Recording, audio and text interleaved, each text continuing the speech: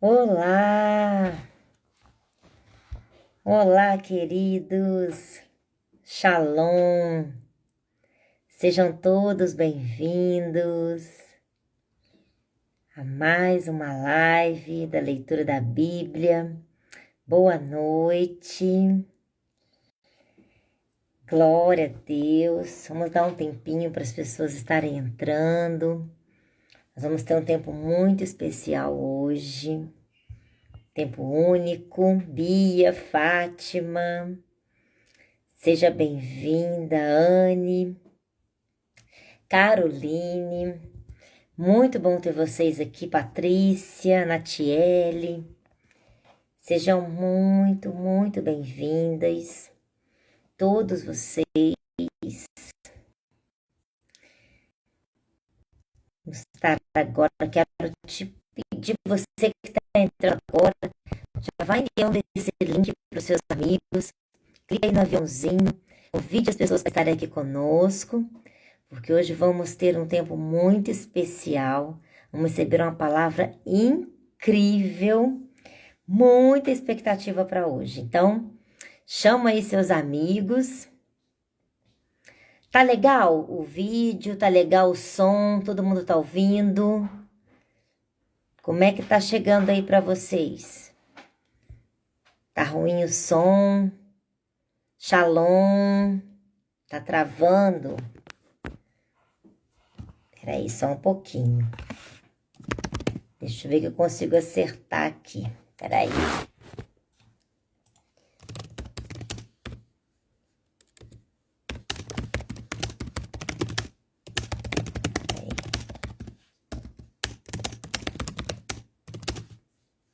Peraí. Vê se melhorou, gente. Vê se tá melhor. Peraí um pouquinho. Tá chegando legal o som. Tá travando, tá legal. Vê se melhorou. Amém, amém. Melhorou, então tá ótimo. Glória a Deus. Vamos lá, então. Você aí que tá chegando, clica no aviãozinho, convida aí os amigos para estarem, porque hoje vamos ter um tempo muito, mas muito especial. Sabe, Keila, Leda, Bruna, todos vocês que estão chegando aqui, vamos ter um tempo muito único hoje. Primeiro, porque nós temos muito que celebrar diante de todo o projeto da leitura que temos feito. Temos muito, mas muito mesmo a celebrar, porque já chegamos nos profetas, já passamos todos os livros históricos, Pentateuco, os livros de sabedoria, e agora chegamos nos profetas, que é a última parte do Antigo Testamento. E aí encerramos o Antigo Testamento. Que incrível! Parece que foi ontem que começamos, mas já estamos caminhando para a conclusão do Antigo Testamento. E isso é incrível, é uma vitória para cada um de nós. É muitos motivos para agradecermos, porque são tantos conhecimentos nesse tempo, não é? Então eu quero muito agradecer já a todos que estão aqui, a todos que ainda vão chegar, pastora Lúcia, Eric, Lidiane, Alex, sejam todos bem-vindos. Vamos ter um tempo muito mesmo especial. E eu quero agradecer de coração a pessoa incrível que aceitou nosso convite. Isso mesmo. Vamos ter um tempo incrível hoje com o profeta Pastor Rodrigo, da nossa igreja, líder da intercessão de toda Projeto Vida. E assim, vamos mergulhar hoje aprendendo sobre profetas, profecia, como é isso hoje, enfim. Vamos chamar ele aqui para nós já interagirmos com ele, porque a expectativa tá grande, né? Vamos lá, chamar ele aqui.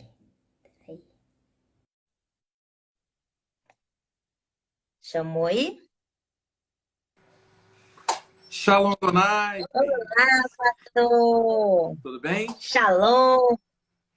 Bom demais ter o senhor aqui na nossa live. Privilégio estar aqui. Muita expectativa, porque estamos vivendo o tempo da leitura dos profetas e temos receber hoje, através do profeta consagrado nos nossos tempos de hoje, olha, é expectativa grande, pastor. Muita expectativa. Que bom. Estamos aí para poder colaborar, né, e contribuir um pouco mais aí para o crescimento do povo de Deus nesse projeto lindo, né, da leitura anual da Bíblia aí. E Cris, É isso aí. aproveitando, né, de que a gente está nesse projeto tão extraordinário, né, convidar as pessoas que estão entrando aqui com a gente a estarem participando, né? São diversos grupos aí do WhatsApp, aonde nós temos, né, milhares de pessoas participando desse projeto que é extraordinário de leitura da Bíblia, né? Que é um tempo especial demais. Mas estou no seu comando. Agora, Cris, posso orar e seguir aqui? Ou...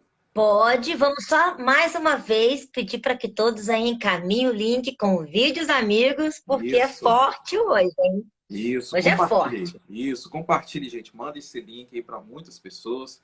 Eu acredito que vai ser um tempo muito especial. Vamos orar então, iniciando Pode debaixo da ficar à graça vontade, de pastor. Deus. Pai, em nome de Jesus, que a tua graça, tua bênção, teu poder esteja, permaneça e seja ampliado sobre nossas vidas. Ah, meu Pai, que nós possamos crescer um pouco mais no conhecimento da tua palavra. Que o Senhor possa falar conosco um pouco mais, se revelar a nós um pouco mais durante esse tempo. Que projeto lindo! Desde o início desse ano, meu Pai, nós estamos lendo juntos a Tua Palavra.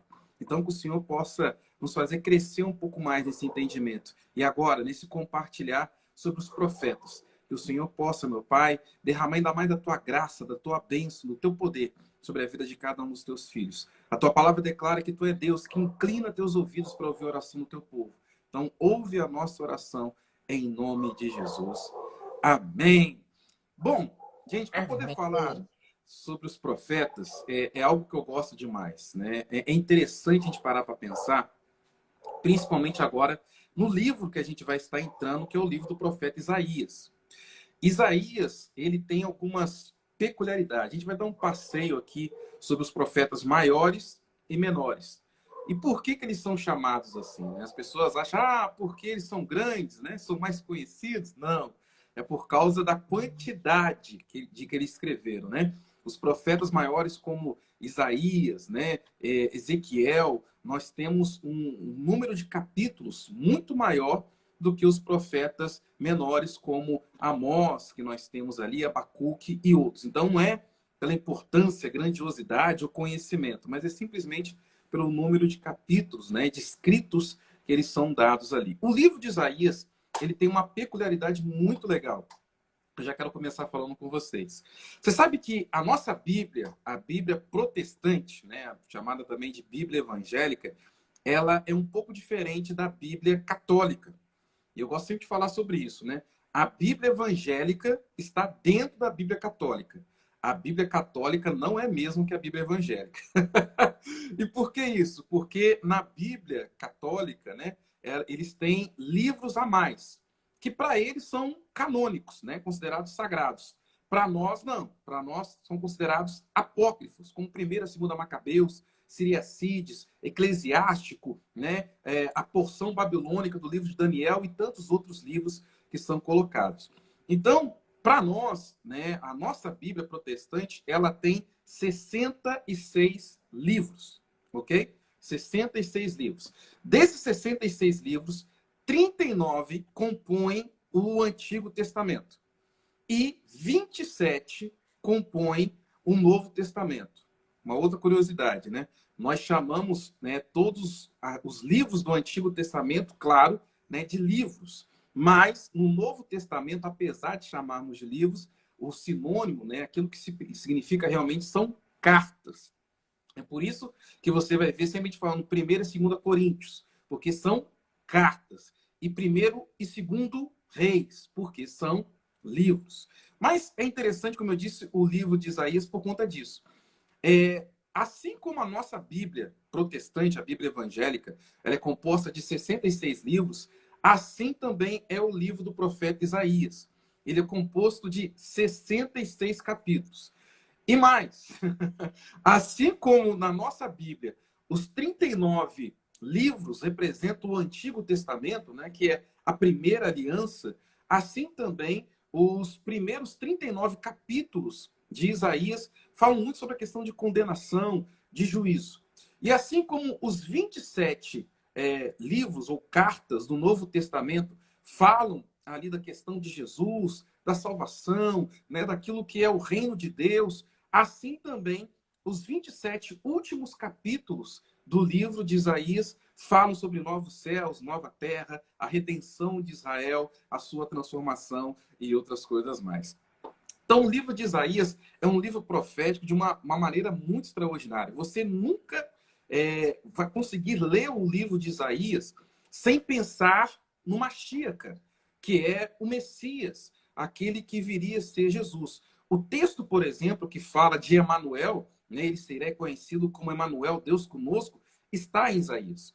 O livro de Isaías é o livro mais citado por Jesus, né? É um dos livros que Jesus mais cita e é um dos livros que mais se referem a Jesus. Eu gosto muito na teologia porque o livro de Isaías é conhecido como um proto-evangelho. Eu gosto dessa palavra, proto-evangelho. E por que isso? Porque você vai ver no livro de Isaías, né, nos 66 capítulos que compõem esse livro, o maior número de referências ao Messias em todos os livros do Antigo Testamento. É claro que todo o Antigo Testamento aponta para Jesus. Nós sabemos muito bem disso. Mas no livro de Isaías são encontradas as maiores referências aí com relação ao Cristo, o seu nascimento, a sua prática de vida, o que ele seria, como ele seria formado, aonde ele nasceria, né? A questão da sua geografia. Então, nós vemos ali no livro de Isaías algo extraordinário sendo colocado. Eu gosto muito também do livro de Isaías porque no capítulo 6, né, Isaías ele tem uma visão. Né? A gente sabe que o seu grande amigo, né, o rei, ele morre. E aí, quando o rei morre, Isaías tem uma visão. Isso me chama muita atenção, porque muitas vezes o nosso momento de maior dor, nosso momento de maior aflição, é o momento de maior revelação. Você vê que o rei Uzias morreu. Você vê lá em capítulo 6 de Isaías. O rei Uzias morreu. Mas quando o rei Uzias morre, Isaías tem uma visão. E essa visão de Isaías é extraordinária, porque, segundo o relato do próprio Isaías, ele vê o trono de Deus. E ele vê ali o trono de Deus, Deus assentado no trono, e as orlas, né, das vestes de Deus adentravam o templo. Então é bom falar sobre isso na questão do livro de Isaías. Isaías estava vendo Deus assentado no trono, né, com os serafins voando sobre a sua cabeça. Só que a mesma visão, que era espiritual, Isaías estava tendo uma visão natural, terrena, porque Deus que estava sentado no trono, a orla das suas vestes adentrava no templo que era físico. Isso é fantástico. É interessante de fazer um paralelo de Isaías capítulo 6 com Apocalipse 4 e 5. Não vou aqui entrar nos pormenores, mas você vai ver que a descrição que o profeta dá dos serafins é a mesma descrição que dá depois para os 4 seres viventes. O que você está querendo dizer com isso, pastor? Depois a gente conversa mais sobre isso. Mas olha lá, até o cântico, né, que é apresentado aqui no livro de Isaías é muito próximo do cântico que é apresentado lá em Apocalipse 4 e 5. Agora, outra curiosidade, Cris, que eu acho muito legal no livro de Isaías, a palavra de Deus declara ainda aqui no capítulo 6 de Isaías, né, que fala que no versículo 6 de Isaías 6, fala o seguinte: imediatamente um dos serafins voou até onde eu estava, trazendo uma brasa viva que havia tirado do altar com uma tenaz. Preste atenção. Com ela tocou a minha boca e declarou-me: vê, isso tocou os teus lábios, a tua culpa será removida e o teu pecado será perdoado. É uma aparição sobre a categoria mais alta da hierarquia celestial, que são os serafins. Eu costumo sempre brincar, né? As pessoas falam: tem alguma coisa acima de Deus? A gente fala, não, não tem nada acima de Deus. Se você ler o livro do profeta Isaías, fala que os serafins estavam voando acima de Deus. Confia em mim, não. Depois você vai ler o livro de Isaías, a gente vai ler juntos, né? Quando chegar lá no capítulo 6, você vai estar vendo que o profeta fala sobre isso. Agora, olha que interessante o que o versículo 6 fala. Os serafins, que são a mais alta hierarquia celestial, eles tiraram uma brasa viva do altar do trono de Deus com uma tenaz. Mas aquilo que os serafins tiraram com uma tenaz foi colocada na boca do profeta Isaías. Redobre a sua atenção no que eu vou falar com você.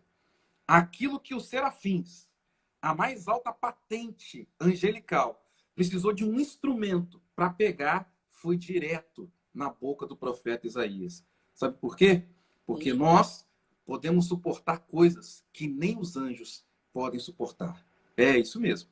Você pode suportar coisas que nem os anjos podem suportar. Aquilo que os serafins precisaram de uma tenaz foi direto na boca do profeta e o purificou, o consagrou, o santificou e o preparou para o seu propósito, para a sua missão, para aquilo que ele estava sendo direcionado na sua vida. Isso é fantástico. Eu poderia aqui ficar a noite inteira falando sobre a questão do profeta Isaías, que é um dos profetas que eu gosto demais de estudar, porque tem tantas revelações de Cristo, tem tanta coisa que ele fala a respeito de Jesus, do que ele profetiza, inclusive sobre o que estaria acontecendo sobre Israel, aonde, inclusive, é importante a gente falar que quando o profeta ele profetiza o nascimento de Jesus, ele profetiza séculos antes.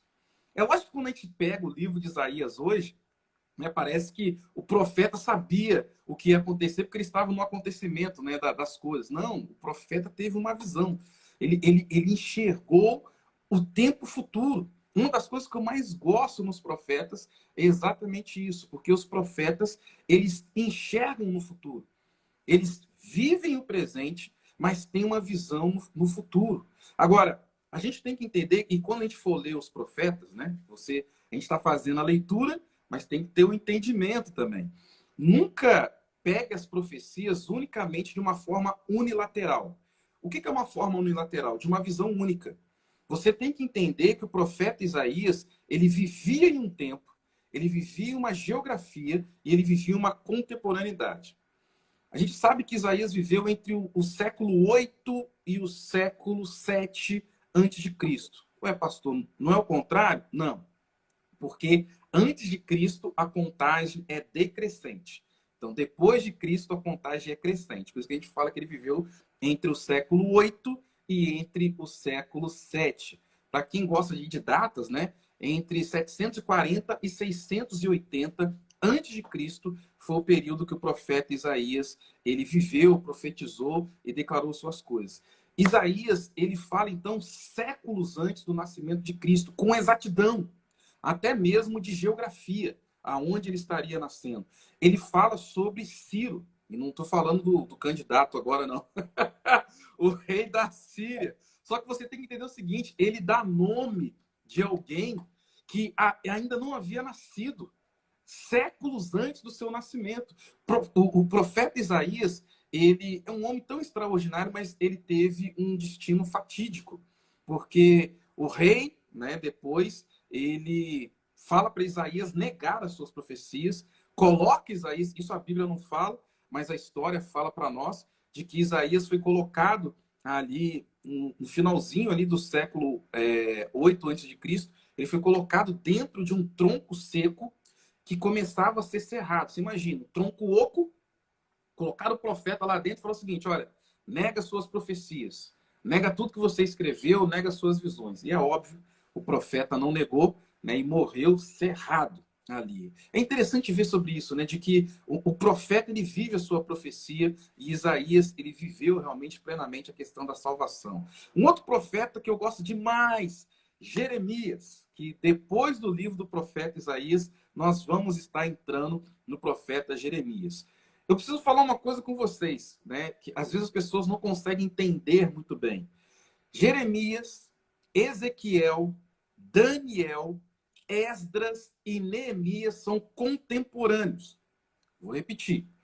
Jeremias, Ezequiel, Esdras e Neemias, ou seja, os profetas maiores e menores, eles eram contemporâneos, eles viveram no mesmo período. Ué, pastor, por que, que um está na frente e outro está atrás? É porque os nossos queridos irmãos católicos, né, que organizaram a Bíblia, eu sou muito grato pelos nossos irmãos católicos, porque foram eles que criaram essa questão da divisão da Bíblia em capítulos e versículos. Porque no original, no hebraico, não tem capítulos, não tem versículos, são rolos. São rolos. Você imagina você querer achar um texto, tinha que abrir o rolo, e alguns livros, como o do profeta Isaías, o profeta Jeremias, eram mais de um rolo, né? Eram diversos rolos para que você pudesse ali, ó, abrir cada um deles e achar a porção que você tinha. Então, aí, mérito dos nossos irmãos católicos que colocaram lá no século XIII, né, ali a questão da divisão da Bíblia em capítulos e versículos, que nos facilita demais em achar porções da palavra. Mas depois de Isaías, então, tem o profeta Jeremias, que vive um tempo que eu acho muito interessante. Jeremias, ele fala da queda do reino do sul. Você sabe que logo depois de Salomão, a nação de Israel foi dividida em duas nações. A nação de Israel, que era considerada chamada do Reino do Norte, que tinha sua sede em Samaria, e o Reino do Sul, aonde tinha ali a sua sede em Jerusalém. Períodos antes do livro do profeta Jeremias, o Reino do Norte já havia sido conquistado e levado para a Babilônia. Já o Reino do Sul, não. Vocês vão se lembrar, por exemplo, da questão que está lá no livro de Reis, que fala sobre a questão de Senaqueribe, que ele foi tentar ir contra Israel, não conseguiu e foi derrotado. Então, Jerusalém estava muito bem tranquila, né? Porque o Reino do Norte já havia sido cativo, as 10 tribos já haviam sido levadas, mas ali o Reino do Sul, que tinha ali a tribo de Benjamim e Judá, estava mais segura ali em Jerusalém. É sempre bom falar sobre isso, porque as pessoas acham que quando leva as 10 tribos, parece que foi todas as tribos para lá. Não, é claro que tinham representantes das outras tribos em Judá, isso é óbvio. Mas a grande porção foi levada no primeiro cativeiro. Só que o Reino do Sul resistiu. Só que essa resistência, né, infelizmente, o Reino do Sul, assim como seus irmãos do Norte, eles se afastaram do Senhor. Eles começaram a pecar contra o Senhor, eles começaram a pecar contra Deus, e a podridão chegou até as narinas de Deus. A tal ponto que Deus levanta o profeta Jeremias. Olha que coisa fantástica, eu amo Jeremias, porque Jeremias ele não nasce profeta. Que isso, pastor? Está escrito lá em Jeremias. Eu te levantei desde o ventre da tua mãe como profeta das nações. Eu sei que está escrito. Mas se você for ver aonde Jeremias nasce, ele nasce numa família sacerdotal. Jeremias era filho de sacerdote. Olha que coisa fantástica. Isso para mim é algo extraordinário. Alguns teólogos falam, né, Cris, de que Jeremias, ele provavelmente seria o terceiro da linha sucessória ali para ser sumo sacerdote em Jerusalém. Por quê? Seu pai tinha um sumo sacerdote que não era o seu pai, né? Então tinha um sumo sacerdote e ali tinha o pai de Jeremias e seu irmão mais velho. Então ele era o próximo, né? Se eles morressem, todos eles morressem, Jeremias poderia sim ser um dos que iriam pleitear ali o cargo de sumo sacerdote em Jerusalém em sua época. Agora, olha que fantástico isso, né? Jeremias, ele nasce numa família sacerdotal. Só para você entender, Jeremias, ele é um pouquinho, aliás, bem depois do profeta Isaías, porque ele nasce ali na primeira metade do século 7 e ele morre, né, ali na segunda metade do século 6, entre 627 e 586, mais ou menos ali, antes de Cristo. Que é um período muito interessante, né? Onde Jerusalém, teoricamente, né, ela havia resistido ali aos seus conquistadores, havia resistido ali às batalhas, estava descansada, né? Porque o reino do norte já havia sido levado. Assim, ninguém atinge Jerusalém. Jerusalém é a cidade de Davi, vão ficar tranquilos aqui. Esse é o problema. Porque eles começam a levantar altares de adoração, eles começam a profanar o templo de Deus, eles começam a vivenciar algo que é muito terrível, né? De que é a apostasia. Eles começam a se esquecerem do Senhor. É um período muito, muito diferente, por exemplo, do profeta Elias. Porque Elias vivia um sincretismo religioso. Ou seja, o povo adorava a Yahvé, o nosso Deus, e adorava a Baal. Aqui não, eles começavam a levantar novas divindades. E estavam voltados para essa idolatria mesmo. Então, o que acontece? Deus tira um sacerdote do seu ministério e levanta como um profeta. Vou repetir. Deus tira, aliás, falei errado. Deus tira um sacerdote do seu ofício e o chama como profeta. Algumas pessoas, quando eu dou aula de treinamento de profetas, algumas pessoas costumam perguntar, mas pastor, por que isso? Deus errou? Não, Deus não errou. Desde o ventre da mãe, Jeremias já havia sido chamado como profeta das nações. E Deus preparou Jeremias para esse propósito. Como? Colocando ele dentro de uma família sacerdotal. Você tem que entender que quando Jeremias ele nasce numa família sacerdotal, a família dele era muito benquista. A família dele era muito reconhecida. A família dele era uma família muito respeitada em Jerusalém. E quando Deus desperta o chamado de Jeremias, ou quando Jeremias descobre o seu chamado, né, o seu vocário, a sua vocação, destino profético, né, como eu gosto de falar, você tem que entender que Jeremias era conhecido. Porque os sacerdotes, né, que pertenciam à família levítica, quando eles andavam na rua com as suas vestes cerimoniais, o povo sabia quem era. Então, quando Deus levanta o profeta Jeremias, né, para poder acusar a questão da idolatria no período do rei Josias, né, o povo fala, opa, peraí, eu vou ouvir esse cara é sacerdote. Escute isso. Porque a maioria dos profetas do Antigo Testamento, com raríssimas exceções, eles eram o que nós chamamos de profeta do povo. Tinha algumas exceções, como o próprio Isaías, que era um profeta de palácio, Natã, né, que auxiliou ali o rei Davi, mas a grande maioria dos profetas do Antigo Testamento não eram profetas do palácio, que eram conselheiros de reis. Eram profetas do povo, que geralmente se levantavam contra os governantes de sua época. E aconteceu isso com Jeremias. Jeremias ele foi voltado para isso. Ele não era um profeta de palácio, ele não era amigo do rei, como Isaías, como aconteceu com Natã, por exemplo. Ele não. Ele já era alguém que servia o povo uns ofícios sacerdotais e Deus desperta o seu chamado profético. Agora, pensa que loucura. Alguém que era um oficiante no templo do Senhor. Eu acho isso muito interessante porque na época de Jeremias, assim como na época de Jesus, dobrava a população de Jerusalém em época de festas. Jerusalém tinha em torno aí de 400 a 500 mil habitantes, só para a gente poder entender. Volta Redonda, a nossa cidade, tem 300 mil habitantes. Então, Jerusalém nessa época aí era um pouquinho mais do que uma Volta Redonda hoje, né? Mas em épocas de festa, Páscoa, Pentecoste e Tabernáculo, a população dobrava. E ia, às vezes, para 1 milhão e 200. Pensa que loucura! E Jeremias atendia esse povo.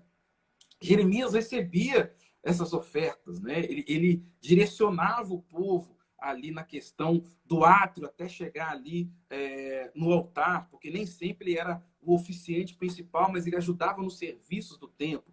Deus chama esse cara para profeta.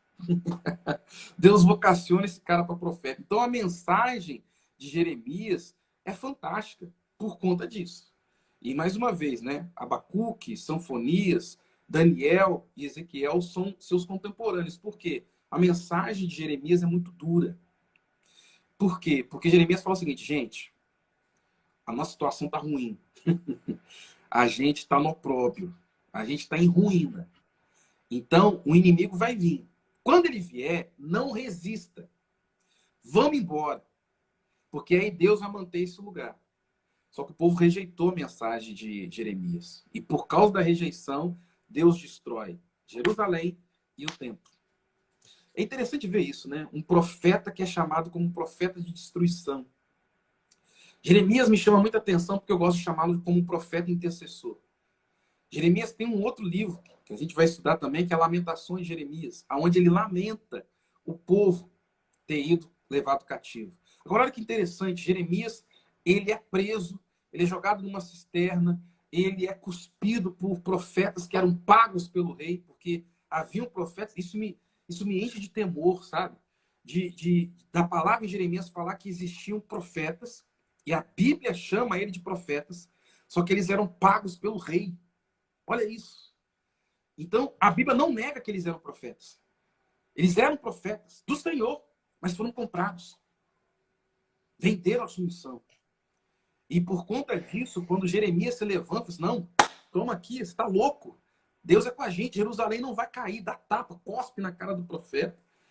E é interessante que toda a nação do sul é levada cativa. O único que fica em Jerusalém, destruído, é Jeremias. E é interessante porque as profecias de Jeremias, elas foram além de Jerusalém e chegaram até o povo inimigo, até o povo conquistador. E ali o general ouvindo, né, falando assim, olha, tem que se render, não resista, assim, manda todo mundo embora, mas o profeta, o Jeremias, ele vai poder ficar aqui. Ele morre em Jerusalém. E chora isso, né?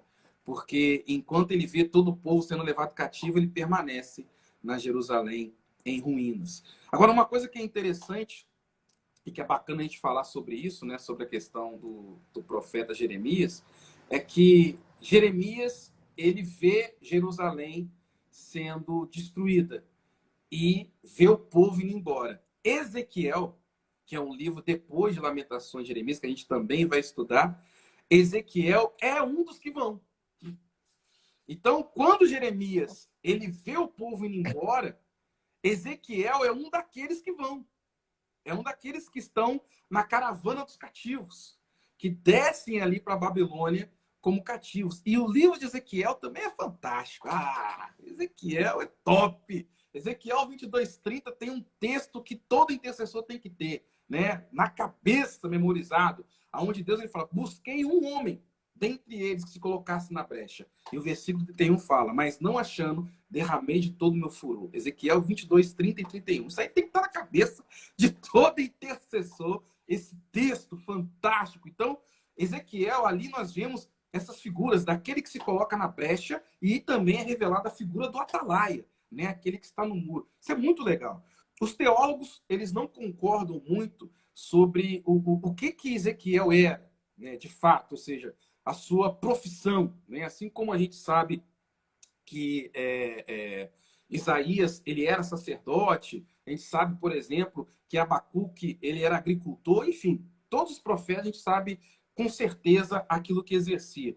Os teólogos ainda não concordam muito sobre Ezequiel, não sabe ainda de fato o que eles faziam, né? Se ele trabalhava no ministério, se ele fazia algo dentro ali, quando ele foi levado cativo, ele era muito jovem, né? Então não se sabe muito bem qual era a sua função. Alguns estimam que ele tinha um conhecimento militar, né? Mas nada comprova isso. Mas, independente do que ele fazia de fato, a gente sabe que Deus dá para Ezequiel uma visão muito interessante. Ele fala em Ezequiel 22:30, né, dessa figura que eu chamo do intercessor, aquele que se coloca na brecha. Mas depois, lá no capítulo 34, ele fala da figura do atalaia, que é aquele que está no alto do muro. Um dia você vai lá em Jerusalém, Cris, né? Em nome de Jesus. Pega aí o manto. E eu quero profetizar sobre a vida de vocês que ainda não foram na Terra Santa. Você vai na Terra Santa em nome de Jesus, né? Mas é interessante quando a gente vai ver lá em Jerusalém o muro que a gente chama de Muro das Lamentações, mas os judeus não chamam assim, eles chamam de West Wall, né? Essa parte do muro é muito legal de você ver, porque dá para você ter uma dimensão de como é alto o muro em Jerusalém e como era a proporção com relação às pessoas. Então, lá embaixo, quando tinha um buraco no muro, tinha essa figura do capítulo 22, versículo 30, aonde era a figura de alguém que se colocasse na brecha. Brecha mesmo, do buraco, né? Físico, aonde alguém se colocava ali. Já o atalaia, não. Ele ficava em cima do muro. Porque quando uma caravana vinha, o atalaia era responsável por olhar aquela caravana e falar assim, não, essa caravana é uma caravana de paz. Então ele dava um toque. Panã! Os portões de Jerusalém eram abertos, aquela caravana entrava. Geralmente eram caravanas de comércio, né? Comerciantes e outros que chegavam ali. Se o atalaia visse que não era uma caravana de paz, era uma caravana de guerra, ele dava outro toque. As guarnições se preparavam, o portão era reforçado e eles preparavam-se para a guerra. Olha essa figura fantástica, né, de Ezequiel 34. E a Bíblia declara lá depois de que quando o chofar é tocado e o profeta, né, o atalaia, não toca a trombeta é chofar, né? Não toca o chofar, não toca a trombeta, o ímpio, o iníquo, vai morrer na sua iniquidade. Mas o sangue, a responsabilidade, Deus vai requerir da mão do atalaia, do sentinela, em outras versões. Ou seja, quando Deus quer falar algo com alguém, e Deus usa você, você sabe, você recebeu uma profecia de Deus para entregar para alguém e não entrega, e a pessoa morre, ela vai morrer na sua culpa. Mas a culpa da morte é sua, porque você não foi lá avisar. Isso é forte. Isso está lá em Ezequiel. Outra coisa que me chama muita atenção no livro do profeta Ezequiel é que ali está o início da sinagoga judaica. Muita gente não sabe, mas quando o povo sai de Jerusalém, porque não havia mais tempo, porque ele foi destruído, não tinha mais Jerusalém, porque a cidade foi inteiramente queimada, destruída e aniquilada, né? Nós vemos que o povo precisava ali estudar a Torá. O que Ezequiel ele faz? Ele chama os anciãos e chama o povo assim, vocês vêm aqui para minha casa e vamos estudar os livros da lei. Isso é o início da sinagoga, que é o estudo da Torá fora do templo. Então, o princípio de sinagoga, ele é estabelecido ali no livro do profeta Ezequiel. E isso é fantástico. A gente consegue entender muito bem isso, porque um homem que havia perdido a sua referência de lar, mas não havia perdido a sua referência de Deus. Isso é fantástico. Você pode estar em um lugar diferente, você pode não estar congregando no mesmo templo, espaço físico, mas a palavra de Deus sempre vai estar em você.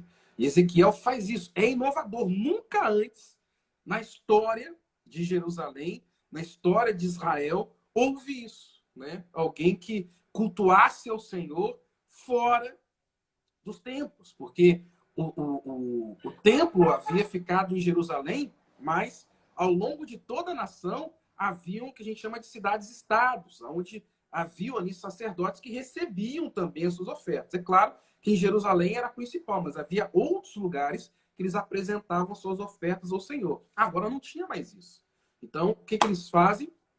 Eles começam a estudar a Bíblia, a Tanaká, né, e a Torá, ali dentro da Babilônia com isso. Uma curiosidade, né? Assim como a gente tem o Antigo e o Novo Testamento, né, a Torá está dentro da Tanaká. A Torá são os 5 primeiros livros da Bíblia, que a gente já estudou. E a Tanaká é todo o Antigo Testamento. Então, é interessante a gente ver sobre isso, né? De que como o profeta Ezequiel, ele profetiza, ele libera sobre a questão também de que Deus iria trazer uma restauração sobre a nação de Israel, que de fato acontece. Que de fato acontece. E aí a gente sabe, né, de que assim como Ezequiel estava cativo ali, assim também haviam outros profetas, como Esdras e Neemias, que também estavam cativos. E outro profeta, que é o profeta Daniel, que a gente também vai estar estudando. Ô, Cris, você me fala do tempo aí, tá? Que eu tô aqui no. Ai, pastor, tá tão bom, pode ficar à vontade aí. Eu tô aqui no mato, senão a gente vai embora. Tem, então, a questão do profeta, mas qualquer coisa você me dá o toque, que é o profeta Daniel, né? Por quê? Ezequiel cativo, Daniel também é um daqueles que são levados cativos. E é interessante porque Daniel, ele atravessa 3 impérios. A geografia é a mesma, a Babilônia. Só vocês saberem, a Babilônia é a atual Arábia Saudita, tá? É aquela mesma região onde hoje é a Arábia Saudita, era a região ali da Babilônia, né? Então, Daniel, ele passa por 3 impérios. O Império Babilônico, o Império Medo-Persa e o Império Assírio. Então, e Daniel conseguiu ser um consagrado, alguém que era conselheiro desses 3 níveis de impérios que mudaram, né, as suas gestões ali a partir de conquistas e guerras e tudo mais. É interessante a gente ver que Daniel, ele é realmente um profeta do caos. Há uma diferença entre você ser um profeta no caos e você ser um profeta do caos. Qual que é a diferença, profeta Rodrigo? Simples. Assim como aconteceu com Daniel. Daniel, ele estava na Babilônia, mas ele não viveu a Babilônia. Vou repetir. Daniel estava na Babilônia, mas ele não viveu a Babilônia. Ele era um profeta do caos. Ele estava no caos, mas o caos não estava dentro dele. Agora, existem muitos que são profetas no caos, porque ele está no caos e o caos está dentro dele. É igual você vê hoje no Brasil, né? Um monte de gente, olha isso, está acontecendo isso, está acontecendo aquilo. Eu sei o que está acontecendo e a gente tem que entender que a gente não fecha os nossos olhos, não tapa os nossos ouvidos para o que está acontecendo no nosso tempo. Mas nós não falamos segundo aquilo que nós vemos ou ouvimos, nós falamos segundo aquilo que nós cremos, aquilo que a palavra de Deus declara. Então, Daniel, quando ele escreve, tem as suas visões, ele não falava daquilo que estava vivendo no presente, ele sabia da perspectiva futura. Ele sabia da restauração de Jerusalém. Ele sabia que ele estava cativo naquele momento, mas que Deus iria libertar toda a nação. Né? A gente sabe ali da visão que ele tem da estátua de Nabucodonosor, falando sobre os impérios, que eu não quero nem entrar nessa questão escatológica que é grandiosa. Aí a gente vai ficar aqui uma semana aqui dentro da live, né? Mas algo que me chama a atenção em Daniel, né, é a sua visão, né, a partir do capítulo 9 e depois entrando pelo capítulo 10, o seu jejum. Né? Daniel dá para a gente um presente. Daniel, capítulo 9, capítulo 10 em diante, é um presente para aqueles que gostam de batalha espiritual. Porque a gente sabe que tem alguns dos nossos irmãos em Cristo que não acreditam muito nesse conceito, né? Mas Daniel deixa claro, deixa evidente de que existe uma guerra que acontece nos céus. Agora, uma coisa que eu vou dar para você aqui, Cris. Essa guerra já foi vencida por Cristo Jesus na cruz do Calvário. Oh, glória! Daniel ainda não tinha vivido isso. Glória. Mas nós já temos essa vitória. Mas o princípio ainda estabelecido, né? Quando Daniel se põe a orar, buscar, porque Daniel começou a ler o livro do profeta Jeremias. Analisando os livros, ele contou o período e falou assim, peraí, já deu 70 anos que Jeremias falou. Já deu o período da libertação. Por que a gente está preso ainda? E aí ele começou a orar, lendo o profeta Jeremias. Por isso que é importante a gente ler a palavra, gente. Por isso que é importante você ter referências. Por isso que é importante Deus estabelecer coisas extraordinárias. Porque Daniel, ele soube que chegou a hora da libertação da nação, porque ele leu o que havia sido escrito pelo profeta Jeremias. Lendo o livro do profeta Jeremias, ele teve um entendimento que o dia do cativeiro de Jerusalém acabou. A nação de Israel acabou. E aí ele começa a buscar. Foi Deus, já deu tempo. Tá aqui, ó, contei. Tá certinho. Já deu tempo. Por que a gente está preso aqui ainda? E aí ele começa a buscar. A Bíblia declara que no primeiro dia Deus mandou a resposta. Mas havia uma resistência. O príncipe da Pérsia, que era o governo daquele período, resistiu à resposta de Deus. Né? A Bíblia fala sobre dois seres celestiais, Gabriel e Miguel. Então Deus mandou Gabriel, que foi resistido. Depois, como ele foi resistido, Daniel continuou orando, continuou jejuando. No 21º dia, Deus enviou o arcanjo Miguel, que segurou o príncipe da Pérsia, e aí Gabriel pôde chegar para entregar a resposta para Daniel. Isso é interessante, porque o livro de Daniel nos dá uma coisa muito legal, de que a resposta de Deus vem no primeiro dia. Mas a nossa continuidade de oração é que faz com que a resposta chegue até nós. Porque o problema não é se Deus vai mandar a resposta. Deus sempre envia a resposta. A grande questão é que Isso. muitas vezes a resposta é resistida. Então cabe a nós sermos perseverantes. Porque Deus sempre Eita, vai mandar a resposta. Sempre.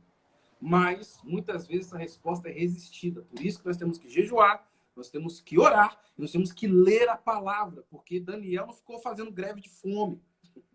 Porque, me desculpe, né? Jejum sem oração e leitura bíblica é greve de fome. Dieta, né? Dieta intermitente, aí você faz o que você quiser. Mas para poder ser jejum, né, tem que ter leitura bíblica e tem que ter oração. E aí chegou a resposta ali dentro para Daniel. E aqui, Cris, já estou vendo que a gente está dando quase uma hora aqui já, né? Porque tem muita coisa que eu quero falar, mas eu estou resumindo bem algumas coisas. A gente vê ali, por exemplo, que Daniel ele foi muito usado por Deus para abrir portas para Esdras. Né? Esdras foi copeiro do rei.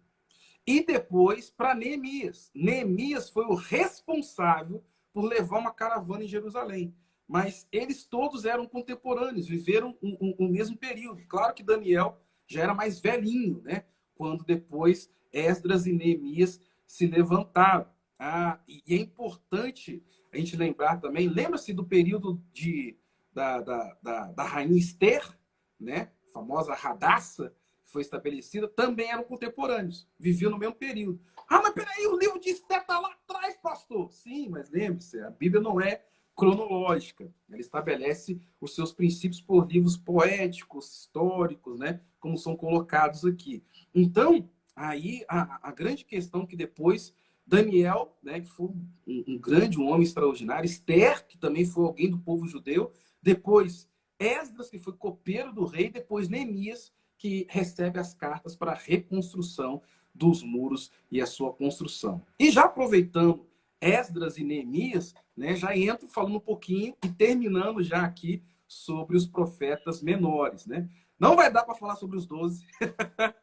Não vai dar, porque eu já estou vendo que vai estar dando uma hora, senão a gente prolonga muito aqui. Mas eu quero aproveitar, né, falar sobre Esdras e Neemias. Esdras, que foi muito usado por Deus para abrir caminhos, para emitir um decreto real para que a nação pudesse retornar. E Neemias, que foi usado por Deus para reconstruir os muros. É bom de falar sobre isso, porque as pessoas acham de que Neemias levantou os muros do zero.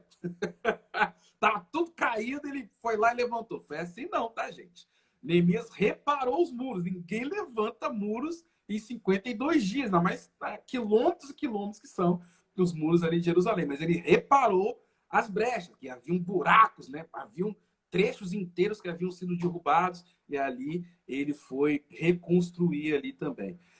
Eu quero falar um pouquinho sobre o profeta Joel, né? E quero terminar com o profeta Joel. Porque se a gente fosse falar sobre cada um dos profetas menores aqui, a gente iria muito longe. Mas eu quero finalizar com o profeta Joel de propósito. Porque Joel, no capítulo 2, ele fala de uma promessa.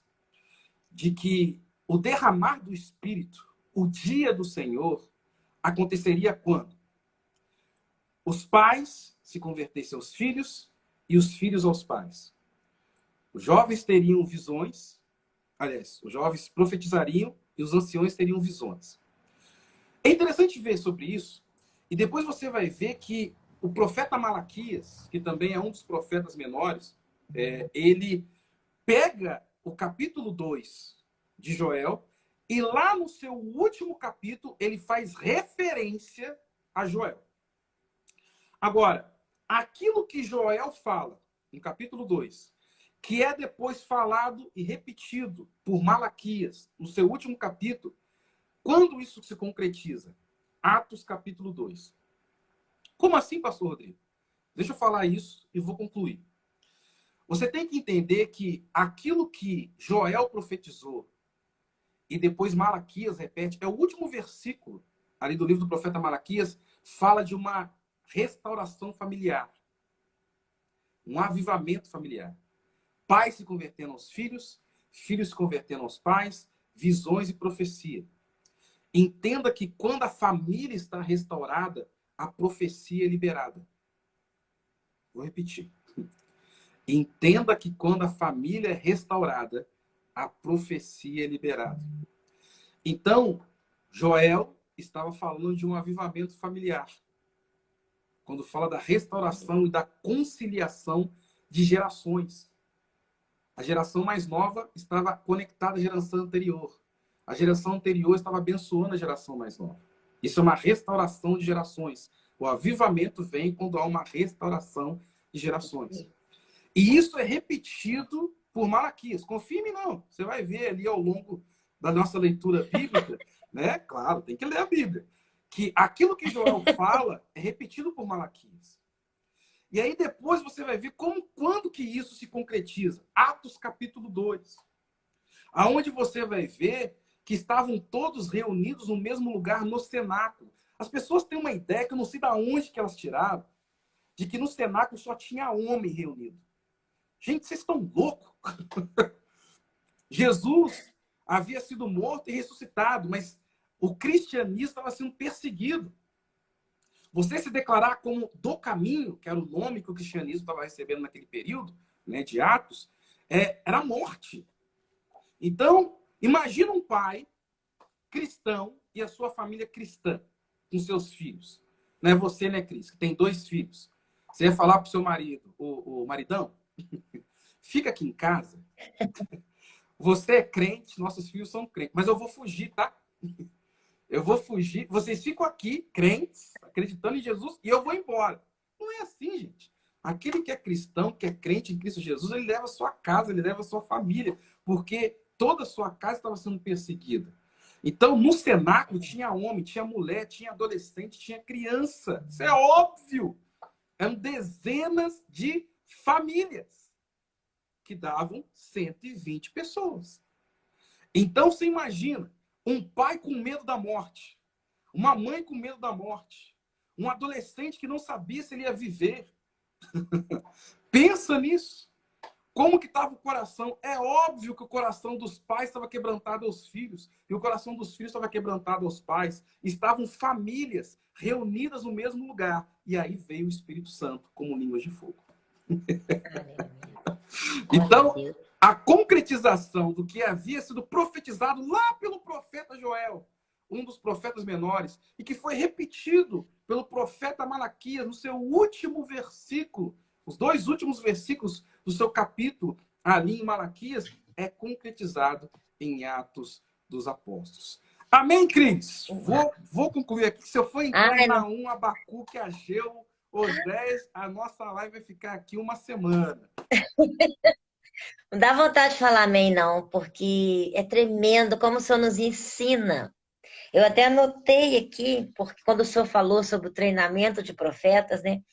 Gente, eu tive o privilégio de fazer todos os cursos e treinamentos que o pastor Rodrigo oferece ao Ministério de Intercessão da Igreja.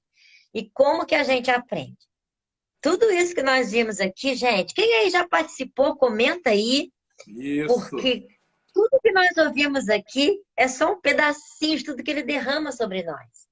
E, pastor, eu não sei como expressar a alegria que há no meu coração, e eu sei que é no coração de todos aí. Vamos lá, gente, comenta aí. Quem recebeu, vamos falando aí. Porque eu recebi muito, a gente aprende muito através da sua vida, porque o Senhor nos ensina com tanta clareza. O Senhor traz para nós a linguagem. Não para não. Para não. Tem que parar, Varão. Bom demais aprender. Como faz para participar? Gente, aproveitando que o pessoal está colocando... Pois é, pastor, fala aí. A gente tem algumas iniciativas, né? O treinamento de intercessores Projeto Vida já não tem mais como, já está acontecendo, né? A gente já concluiu as turmas, só para 2023 vai estar tendo.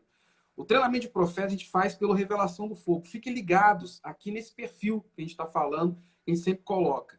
Mais uma dica que eu dou para vocês também, aqueles que querem saber mais sobre os profetas, sobre o Antigo Testamento, né? Quinta-feira agora, eu vou estar começando a aula de Panorama Bíblico 1, que a gente fala exatamente sobre esse período, na FATEF, a Faculdade Aplicada de Teologia e Filosofia. Então, quem quiser depois, só me procurar aqui, tá o meu perfil aqui junto, né? Só o pessoal procurar, que a gente sabe ali poder começar e ajudar você a estudar um pouco mais aí da Bíblia e desse entendimento. Cris, para mim, privilégio vou estar aqui estar, e poder compartilhar sobre isso também. eu vou estar nesse daí, porque se eu não fiz ainda não. Gente, Tamo juntos. participe. E olha, tem uma novidade boa para contar. Essa live vai ficar salva, Uau, mas eu não sei por quanto tempo. Então, eu isso. quero pedir para vocês que estão participando aqui, vai lá na página da Projeto Vida, compartilha o link para quem você puder, para que todos tenham acesso a esse conhecimento incrível que nós recebemos aqui. E se você puder compartilhar a nossa live, faz um print aí, pastor.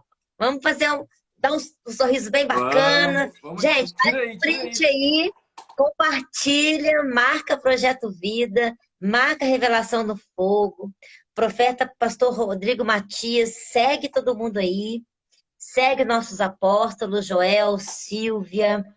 Gente, fique atento à nossa igreja. Se você ainda não faz parte do projeto da leitura, você pode participar. A gente estamos aí começando os profetas, temos todo o Novo Testamento. É só acessar o aplicativo da igreja e entrar lá para o nosso grupo. A gente sempre está recebendo mensagens lá. Olha, o treinamento, as pessoas estão perguntando aí sobre o É, treinamento, pastor. só mandar pra gente no DM, Siga a inbox, aí a gente página, responde. Só mandar inbox que a manda gente responde. mensagem. Isso, manda mensagem aí no Revelação do Fogo, conversa com o pastor, segue aí o perfil e vão participar. Porque, olha, é incrível. E nós não podemos deixar de encerrar a live sem o Senhor orar por nós, Claro. abençoar nossas vidas. Tantos profetas nós temos aqui, intercessores, que estão às vezes apagadinhos, né? Sim, dispersos. Vão participar do Revelação do Fogo. Pastor, passa a agenda aí, a oração do monte. Boa, boa, Compartilha pra Cris. gente aí. Vem participar, gente. Isso, a gente tem alguns projetos que acontecem, né, do Ministério de Intercessão. Uma hora antes de cada culto, nós estamos ali na sala do aquecimento, porque aquela sala fica perto do berçário. Então, seja aquecido pelo Espírito Santo na sala do aquecimento. Toda quinta-feira, 7 horas da manhã, a pastora Lídia está lá no Monte de Oração. Cris participa lá, é transmitido aqui também pelo perfil da igreja. Mas o legal é se você pode poder subir o monte, né? E toda sexta-feira, 19h30, nós estamos no Monte de Oração, com clamor de esperança, e na última sexta-feira de cada mês, com atraindo a glória do Pai. A gente pega os pedidos de oração do mês, consagramos no fogo, levantamos novos intercessores, um tempo especial demais de Deus. O pessoal que estou vendo pedindo sobre o treinamento de intercessores. Gente, é só ano que vem. Mas você tem uma pré-lista que a gente faz, manda uma DM para a gente, uma direct message, né? Aí, por Revelação do Fogo, a gente faz o pré-cadastro com vocês.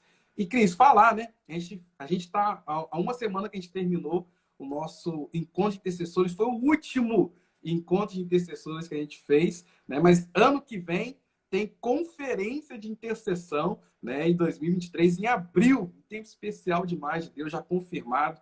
Ronan Castro junto com a gente. Vê aí depois o nosso perfil na bio, tem inscrições. Vamos orar, finalizando esse tempo. Deus abençoe a vida de cada um de vocês. Pai, em nome de Jesus.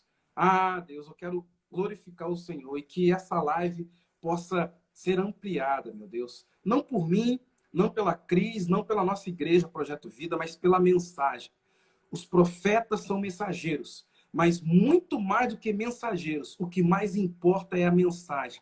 Não somos nada sem a mensagem. E a nossa mensagem é: Cristo em nós é a esperança da glória. A salvação só existe em Cristo Jesus. Todos os profetas apontam para o Messias. Todos os profetas direcionam para aquilo que é o Messias de Israel, que também é a nossa salvação. Então, Deus, que no decorrer desse estudo, meu Pai, que nós seguimos da leitura da Bíblia, meu Pai, em nome de Jesus, abra o entendimento. Eu profetizo isso, que o Senhor dê entendimento, porque são muitos aqueles que leem a Bíblia apenas como uma leitura, como uma ciência. Não, a Bíblia precisa ser revelada pelo Espírito. Nós lemos com o nosso entendimento, mas temos a revelação a partir do Espírito. Então, Pai, em nome de Jesus, que junto com a leitura venha a revelação. Eu profetizo isso sobre a vida de cada um dos teus filhos e filhas. Que em nome de Jesus possamos vivenciar esse tempo. Abençoe a Cris, abençoe a vida dos nossos apóstolos, Joel e Silvia. Abençoe, meu Pai, a vida dos nossos pastores em Volta Redonda, as nossas igrejas externas, meu Pai. E abençoe também cada líder de célula, cada um que lidera um ministério também, que tem como base, como regra de fé e prática a palavra de Deus. Isso é a Bíblia para nós. A regra de fé e prática. Nada está acima da palavra. Nem doutrinas de homens, nem denominações. A Bíblia está acima de todas as coisas. E obrigado, porque o Senhor tem levantado pessoas, milhares de pessoas que estão conosco em nossa igreja. Meu Pai, estudando a Tua palavra, tendo um entendimento da Tua palavra. Obrigado por esse tempo. Que o Senhor possa fazer crescer cada vida, que o Senhor possa fazer empenhar cada vida e que, em nome de Jesus, possamos estar mais próximos do Senhor hoje do que estávamos ontem. O centro da Tua vontade não é um lugar onde o Senhor nos coloca. O centro da Tua vontade é um lugar onde nós desejamos estar. E quando chegarmos lá, que o Senhor nos ajude a permanecer em nome de Jesus. Amém, amém e amém. Glória a Deus. Deus abençoe. Aleluia. Que incrível, que live incrível, gente. Que presença. Meu Deus, a gente programa, a gente pensa, fala, não, vamos estar nos profetas, nada como ter um profeta conosco. Mas a gente, às vezes, não tem dimensão do que Deus libera sobre nós através da vida das pessoas. E através da sua vida, hoje foi incrível, pastor. Mais uma vez, obrigada. E, gente, bora compartilhar essa live aí. Reveja, anote o que você não conseguiu anotar, porque foi muito conhecimento que recebemos hoje. Então, amém, shalom para todo mundo e curte aí, conversa com o pastor Rodrigo lá na Revelação do Fogo, hein? Deus abençoe. Shalom. Shalom. Paz. Shalom.